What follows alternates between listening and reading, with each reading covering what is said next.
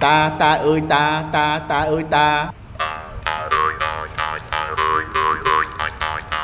hơi chết tập prang hạt prang riêng tới lộ ban rít chìm ran khla ព្រោះនេះគួរតែស្អីជារបស់ដែលយើងធ្លាប់ទៅលើ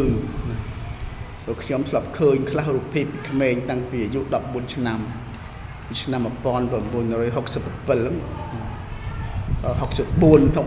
ខ្ញុំធ្លាប់ឃើញធ្លាប់លេងប៉ុន្តែវាមិនដឹងថាបានប្រយោជន៍អីទៅចោលទៅមកឥឡូវទេ2025មកទៅចាប់ផ្ដើមរៀនឡើងវិញវាជារបស់ខ្មែរបុរាណយើងមានពីយូរលង់មកហើយយ៉ាងតិចយើងថាយ៉ាងតិចចុះក៏100ឆ្នាំដែរតែវាមានមុននឹងច្រើន100ឆ្នាំមុន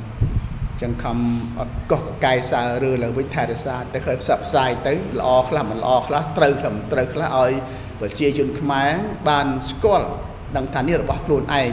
វាបាត់ទៅហើយរាល់វប្បធម៌ទាំងឡាយរបស់ខ្មែររបស់ជាតិនីមួយៗជាតិណាដូចជាណាគេខំប្រឹងកោះកាយ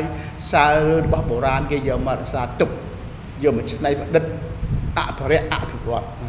ទៅបានឃើញហើយយើងអភិរក្សថែរក្សាទៅហើយយើងអភិវឌ្ឍទៅមុខទៀតតើអភិវឌ្ឍរបៀបម៉េចអភិរក្សរបៀបម៉េចដើម្បីឲ្យវាផ្សារភ្ជាប់ពីទៅវិញទៅមកដើម្បីឲ្យរីកចម្រើនរបស់ទៅនៅតែបុរាណដដែលរបស់បុរាណប៉ុន្តែគេអភិវឌ្ឍទាំងរូបរាងអភិវឌ្ឍតាមសម្លេងធ្វើឲ្យវាកាន់តែប្រសើរឡើងធ្វើឲ្យកាន់តែព្រោះឡើងធ្វើឲ្យកាន់តែសុខឡើងហើយចឹងប្រឹងតែប៉ុណ្្នឹងឯងចាស់ហើយ75ឆ្នាំហើយ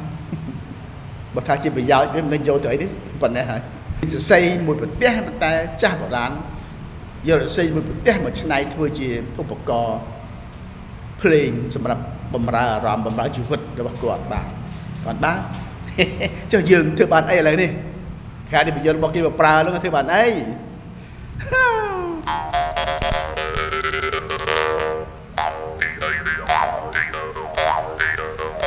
នឹងជាពាក្យអង្គុយហ្នឹងតែមិនដឹងថាម៉េចទេតាអើយតាអើយតាអើយអ៊ីអូអ៊ីអើយយមីម៉តាអើយតាអើយតា